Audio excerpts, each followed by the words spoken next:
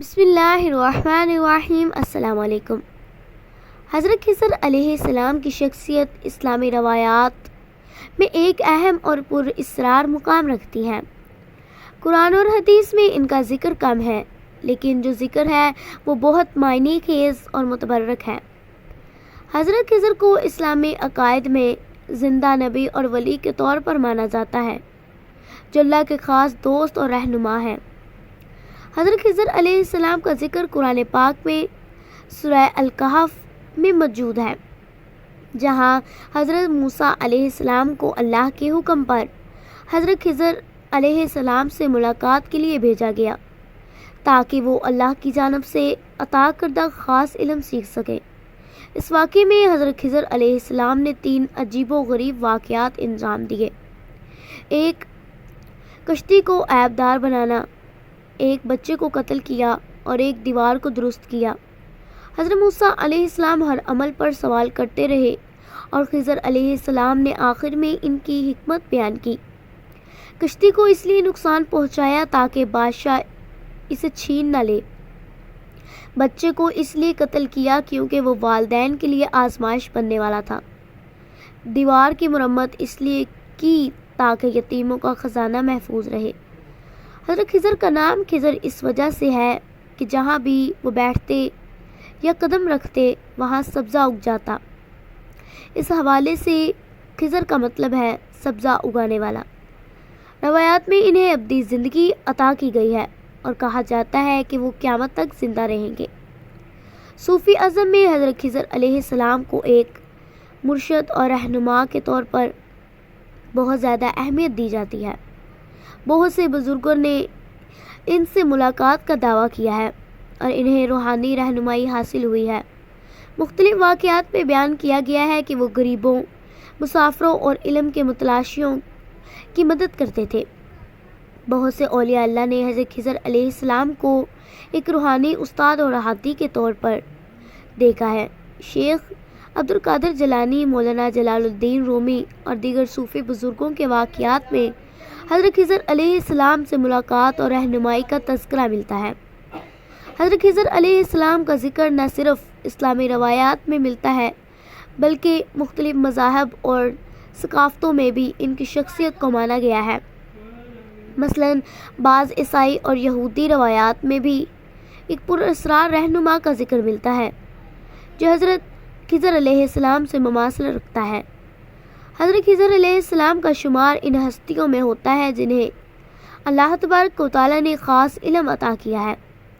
وہ اللہ کے اذان سے عمل کرتے ہیں اور ان کا ہر عمل ایک حکمت پر مبنی ہوتا ہے۔ حضرت خضر علیہ السلام کی زندگی، شخصیت اور کارنامے ایک لازوال راز کی مانند ہے جنہیں صرف اللہ تبارک و تعالیٰ کی مخلوق کی بھلائی کے لیے آشکار کیا جاتا ہے۔ ان کی روحانی حکمت اور رہنمائی کا سفر جاری ہے اور قیامت تک رہے گا۔ حضرت خضر علیہ السلام آب حیات کا ذکر اسلامی روایات اور ادب میں ایک اہم اور دلچسپ موضوع ہے۔ آب حیات کو ایک ایسی پراسرار اور جادوئی چیز کے طور پر بیان کیا جاتا ہے جسے پینے والا ہمیشہ کی زندگی پاتا ہے۔ یہ ایک قدیم تصور ہے جو نہ صرف اسلامی عقائد میں بلکہ دیگر روایات اور ثقافتوں میں بھی موجود ہے۔ حضرت خضر علیہ السلام کو زندہ نبی اور ولی کے طور پر جانا جاتا ہے جنہیں اللہ تبارک و تعالیٰ نے خصوصی علم اور حکمت عطا کی ہے۔ اسلامی روایات میں بیان کیا جاتا ہے کہ حضرت خضر علیہ السلام کو آب حیات، زندگی کا پانی مل گیا تھا جس کی وجہ سے وہ قیامت تک زندہ رہیں گے۔ آب حیات کے بارے میں یہ تصور ہے کہ جو کوئی اسے پیتا ہے وہ کبھی نہیں مرتا اور ہمیشہ کے لیے جوان رہتا ہے۔ حضرت خضر علیہ السلام اور ذوالقرنین جو ایک عظیم بادشاہ تھے کے بارے میں ایک مشہور واقعہ بیان کیا جاتا ہے۔ روایات کے مطابق حضرت خضر علیہ السلام اور ذوالقرنین ایک ساتھ آب حیات کی تلاش میں نکلے۔ حضرت خضر علیہ السلام کو تو یہ پانی مل گیا اور انہوں نے اسے پی لیا جس سے انہیں ابدی زندگی نصیب ہوئی، لیکن ذوالقرنین اس پانی تک پہنچنے میں ناکام رہے۔ آب حیات کے بارے میں اسلامی روایات اور قصوں میں کئی خصوصیات بیان کی گئی ہیں۔ آب حیات کو پینے والا انسان موت سے محفوظ ہو جاتا ہے اور قیامت تک زندہ رہتا ہے۔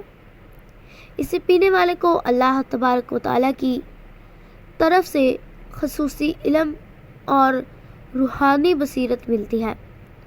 آب حیات ایک بہت ہی دور دراز اور مخفی مقام پر پایا جاتا ہے جہاں تک رسائی ہر کسی کے بس میں نہیں۔ تصوف میں آب حیات کو ایک روحانی علامت کے طور پر دیکھا جاتا ہے۔